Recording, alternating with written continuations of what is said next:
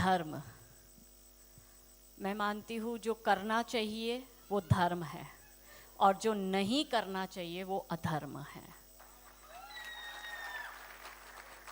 और जब जब मैं मेरी बात करती हूँ तो मैं आप सबकी बात करती हूँ, विश्व के प्रत्येक हिंदू की बात करती हूँ, समस्त सनातनियों की बात करती हूँ। जो लोग सनातन धर्म के अंत की बात कर रहे हैं, मैं कहती हूँ कि कौन है हम, पहले ये जानना होगा कि रुद्राक्ष की माला मैं भी मैं हूँ, कृपान कटार और भाला मैं भी मैं हूँ, श्वेत भी हूँ और शुद्ध भी मैं हूँ, विरुद्ध हो मेरे तो युद्ध भी मैं हूँ, इतिहास में बहा आंसू और खून भी मैं हूँ, अब जो कह के मिलेगा वो सुकून भी मैं हूँ, कि इस धरती का मैं केंद्र बिंदु हूँ, प्रणाम मैं हिंदू हूँ। चिता की अग्नि गंगा का पानी, चिता की अग्नि गंगा का पानी, सप्त ऋषियों सा ब्रह्म ज्ञानी भी मैं हूं, सियावर राम का हनुमान भी मैं हूं, भोला हूं, भोला हूं, सरल हूं, तुम्हारा मित्र भी मैं हूं, घोल भी दूं तुमको और घुल भी जाऊं तुम में, कुछ ऐसा चरित्र भी मैं हूं, कि इस धरती का मैं केंद्र बिंदु हूं, प्रणाम मैं हिंदू हूं। प्रणाम का भाव भी मैं हूं, प्रणाम का भाव भी मैं हूं, आक्रमण का घाव भी मैं हूं, सहनशील स्थिर और शांत भी मैं हूं, देवभूमि भारत का हर प्रांत भी मैं हूं, शक्ति भक्ति ना थकती क्रांति भी मैं हूं, तूफान हूं और तूफान के पहले की शांति भी मैं हूं, कि इस धरती का मैं केंद्र बिंदु हूं, प्रणाम मैं हिंदू हूं। इन पंक्तियों से मैंने ये बताया कि हमारे पुरखों का बहुत बड़ा गौरवशाली इतिहास रहा है। इस महान भूमि को उन्होंने संभाला, हमें देकर गए ये महान भूमि। धर्म की रक्षा के लिए यदि बलिदान होना पड़े तो बलिदान हो जाना, क्योंकि आने वाली पीढ़ियां हमसे ये सवाल करेगी जो अब हम हमारे पूर्वजों से सवाल कर रहे हैं कि इतनी बड़ी गलती 1947 में आपने कर कैसे ली कि हमारे ही देश में हमें हिंदू होने पर एपोलोजेटिक फील करना पड़ रहा है, हमें बार बार अपने आप को साबित करना पड़ रहा है, हम हमेशा डिफेंस में आ रहे हैं। कोई सनातन धर्म पर अटैक कर, कोई मच्छर कहता है, कोई डेंगू कहता है, कोई HIV एड्स कहता है, कोई हेट मॉन्गरिंग कहता है। क्यों बार बार ये हम पर ही प्रहार हो ले? बहुत छोटी सी बात कहूंगी। आज हम सुबह से सब लोग यहाँ बैठे हैं, कुछ लोग सुबह आए थे जो अब आते आते आते आते कम हो गए, कुछ अपना कर कर चले गए। वही लोग यदि हम बैठकर बात करते हैं धर्म को संभालने की, और सुबह से हम बड़ी बड़ी बात अपने राष्ट्र की और देश की कर रहे हैं, तो सिर्फ एक चीज़ यदि किसी से सीखनी है कि मजहब के प्रति उनका जो प्रेम है, वही प्रेम जब धर्म के प्रति आप करने लग जाएंगे तो आपसे कोई नहीं पूछेगा कि आपका धर्म क्या है। क्योंकि यदि हम 6 घंटे एक हॉल में एक साथ नहीं बैठ सकते तो आपसे तो शाहीन बाग की महिला ज़्यादा अच्छी है जो 6 महीने तक बैठी थी। आपसे तो वो देवभूमि उत्तराखंड की रोहिंग्या और बांग्लादेशी अवैध घुसपैठियों की महिला और उनके बच्चे ज़्यादा प्रबल है, क्योंकि वो रेलवे की जमीन पर अवैध अतिक्रमण हटाने के लिए अवैध रीत से धरना देकर पूरे शासन प्रशासन को घुटनों पे लाकर अवैध हक मांग रहे हैं। और इस देश का हिंदू अभी भी अपनी बात करने से डर रहा है। तो जो श्री कृष्ण भगवान ने गीता में सिखाया है, कोई भी पेज पलट लो और उस प्रत्येक पेज पर आपको आपकी समस्या का समाधान मिलेगा। जो चुनौती आज हमारा देश इस समय जिस चुनौती से प्रसार हो रहा है, जो चुनौती हम लोग फेस कर रहे हैं, सोशल मीडिया की हो, ग्राउंड की हो, पॉलिटिक्स की हो, हर जगह सिर्फ हिंदू यहाँ तक ही सीमित है, वोट देने की मशीन बन गया है, मगर हिंदू की कहीं सुनवाई नहीं होती है। तो जब जब अधर्म बढ़ा है तब धर्म की रक्षा के लिए नारी शक्ति की स्थापना हुई है। सतयुग हो, त्रेता युग हो या द्वापर युग हो, माता दुर्गा हो, माता सीता हो या माता द्रौपदी हो, इस कलयुग में भी यहाँ पर उपस्थित मेरी समस्त बहनों को कहती हूँ कि यदि धर्म बचेगा तो ही देश बचेगा, नहीं तो सिर्फ अवशेष बचेगा। कृष्ण बचेंगे, राम बचेंगे, चारों पावन धाम बचेंगे। तो इसी धर्म की रक्षा के लिए कलयुग में महिलाओं को आगे आना होगा और ब्रह्मा विष्णु महेश के रूप में जो हमारे भारत के हमारे भाई है, उनको उन्हीं महिलाओं को शस्त्र देकर उनको तैयार करना पड़ेगा इस युद्ध के लिए। धन्यवाद। लेकिन इससे पहले आपने एक सवाल प्राची दीदी से किया था और आपने ये कहा था कि ऐसा क्यों होता है कि भगवा हमारा है और हरा उनका है। पहली बात तो ये हाँ, ये लोगों का सोचना होता है। तो पहली बात तो ये कि सारे रंग हमारे हैं, उनका एक भी रंग नहीं है, क्योंकि प्रकृति की पूजा हम करते हैं और प्रकृति का रंग हरा है तो वो हमारा है, क्योंकि पूजा हम करते हैं प्रकृति की। यदि सूर्य की पूजा हम सूर्य देव समझकर करते हैं तो उसका भगवा रंग भी हमारा है। और चंद्रदेव को चंद्रशेखर ने अपनी जटाओं में मुकुट की तरह सजा रखा है, उस चंद्र का सफेद रंग भी हमारा है। तो सारे रंग हमारे हैं, उनका कुछ भी नहीं है। आपने ये भी कहा, आपने ये भी प्रश्न करा था कि मठ, संप्रदाय, पंथ और जातियां हम इतने क्यों बटे हुए हैं। ये बहुत बड़ी समस्या है हमारे देश की, क्योंकि इस देश में आक्रमणकारी 1000 वर्षों तक रहे। पहले देखिए कैसे नैरेटिव क्रिएट करा जाता है। हमें हमेशा ये बताया गया कि मुगल ने आक्रमण किया। मुगल ने नहीं किया, मुसलमान ने आक्रमण किया था। हमें ये बताया गया कि ब्रिटिशर्स ने आक्रमण किया। ब्रिटिशर्स ने नहीं किया, ईसाइयों ने किया था। और उन दोनों को इस देश में प्रस्थापित कर कर हमारा धर्मांतरण किया गया था, क्योंकि इन्होंने डिवाइड एंड रूल किया कि हिंदुओं को जाति में बांट दो। तो पहले क्या हुआ, धर्म में बांटा, और फिर क्या हुआ, बुद्धिज्म, जैनिज्म, सिखिज्म, ये सब उसमें से पंथ बने। धर्म एक ही है, वो है सनातन वैदिक धर्म। बाकी जो है वो पंथ है, मठ है, मजहब है। और जब हमें डिवाइड किया इन्होंने तो हम धर्म के आधार पे हुए, फिर क्षेत्र के आधार पर हुए, फिर भाषा के आधार पर हुए, अब आर्यन एंड द्रविडियन के आधार पर भी हमें बांटा जा रहा है। फिर इससे भी मन नहीं भरा तो एक खड़ा कर दिया कॉन्सेप्ट की फेमिनिज्म का, एक झंडा लेकर महिला आती है और स्त्री और पुरुष को भी तुम बांट दो। और स्त्री और पुरुष में भी यदि वो बंटना नहीं चाहते तो आप स्त्री पुरुष वर्सेस LGBTQ कर दो, यानी ह्यूमन रेस को ही आप बांट दो। अब गीता जी का 4 अध्याय का 13वां श्लोक, जो कृष्ण भगवान ने खुद कहा है कि चातुर्वर्ण्यम मया श्रेष्ठम गुण कर्म विभागशः तस्य कर्ता रमपि माम विद्व्यम कर्ता रमवयम, कि श्री कृष्ण भगवान खुद कहते हैं कि 4 वर्ण मैंने बनाए, गुण कर्म विभागशः, गुण और कर्म के विभाग से। जैसे जैसे आताताई अपने देश में आए, उन्होंने अपनी सहूलियत के हिसाब से जो उनको सूट किया वैसा कर कर हम लोगों को अंदर अंदर में डिवाइड किया। जब भाई निषाद राज और भगवान राम की मूर्ति की बात करते हैं तो निषाद राज कौन थे, वनवासी थे। भगवान राम कौन थे, क्षत्रिय थे। अब ये कहते हैं कि पहले के जमाने में जो था वो ब्राह्मण के सारा रचा हुआ था और सिर्फ क्षत्रिय और ब्राह्मण ही शिक्षा ले सकते थे, अन्य किसी को अलाउ नहीं था। यदि अलाउ नहीं था तो राम भगवान निषाद राज से अपने गुरुकुल में मिले थे। यदि अलाउ नहीं था तो निषाद राज और राम भगवान एक ही गुरुकुल में साथ साथ कैसे पढ़ाई कर रहे हैं, ये सबसे बड़ा प्रश्न है। अच्छा, ये लोग ये कहते हैं कि दलित को कुएं से पानी पीने नहीं देते थे स्वर्ण, और ये कहते हैं कि दलित को लेबर वर्क बनाकर रखा हुआ था, एक वो तबका जो सिर्फ लेबर का काम करेगा, क्योंकि ब्राह्मण, क्षत्रिय, वैश्य और शूद्र करना था और शूद्र के पास सिर्फ काम होगा। तो आप मुझे बताओ कि पानी पहले के जमाने में तो सब कुएं से पीते थे, तो कुआं खोदा किसने, बनाया किसने? अगर इनकी थियरी मानती हूं तो दलितों ने।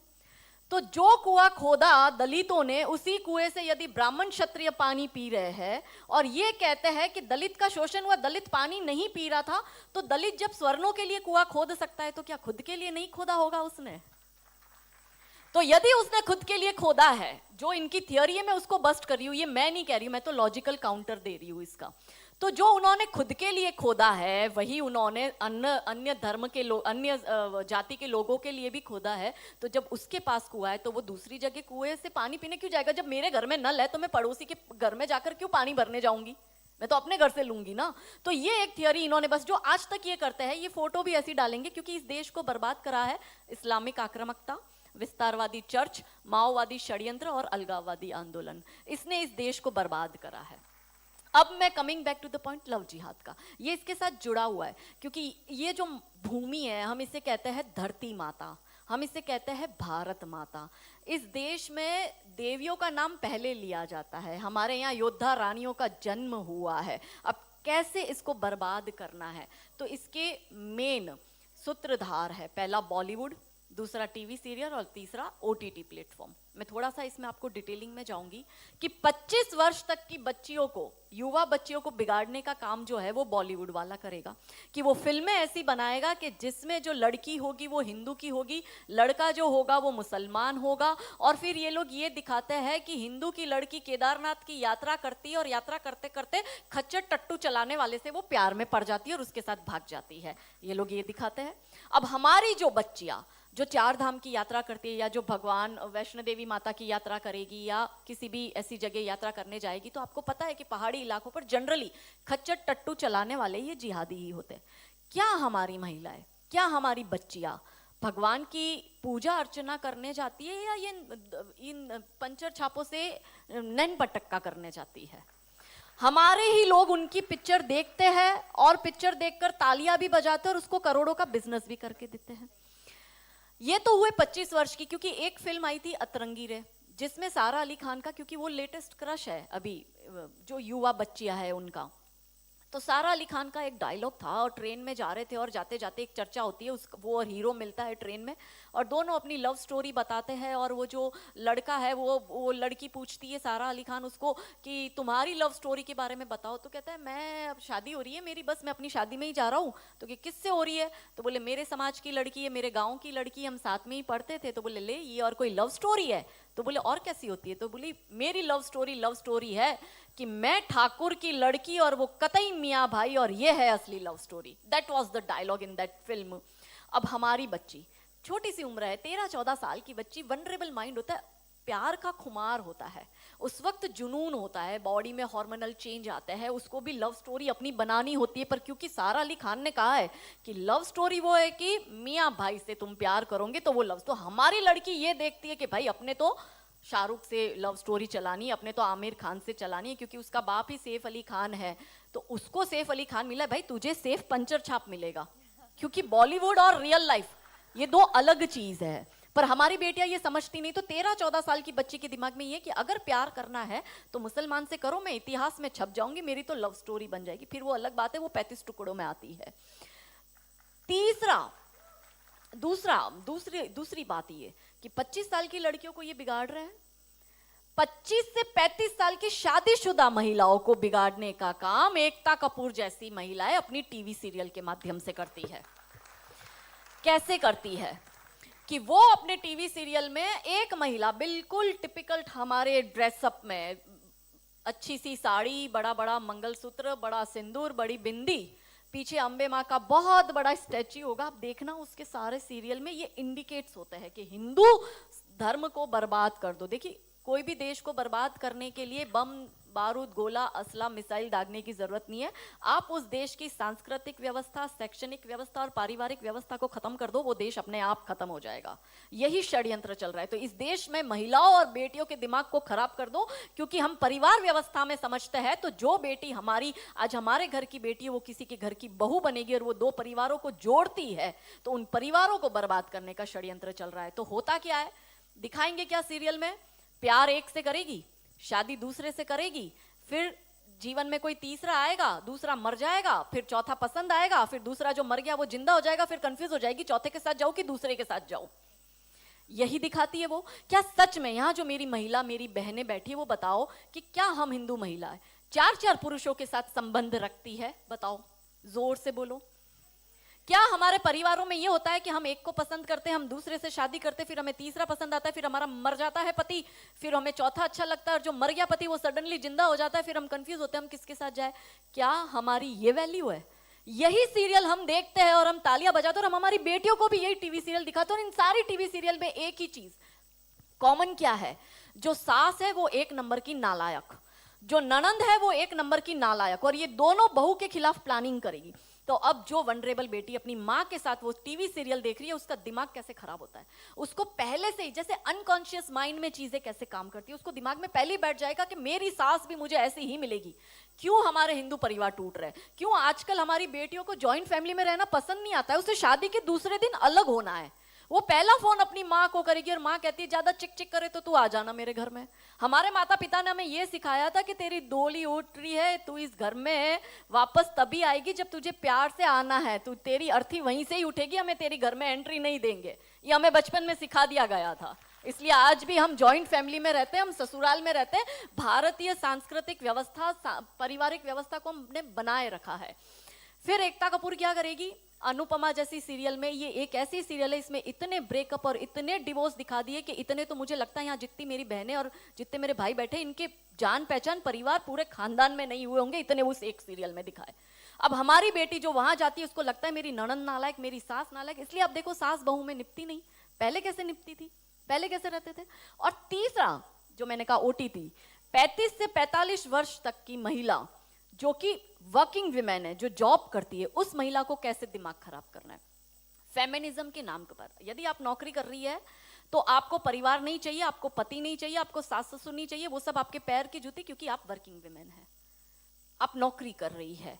और एक हाथ में दारू का ग्लास, दूसरे हाथ से सिगरेट फूको, अंग्रेजी में बड़ी बड़ी गालियां बको और आप अपने आप को फेमिनिस्ट कहो। क्या ये फेमिनिज्म है?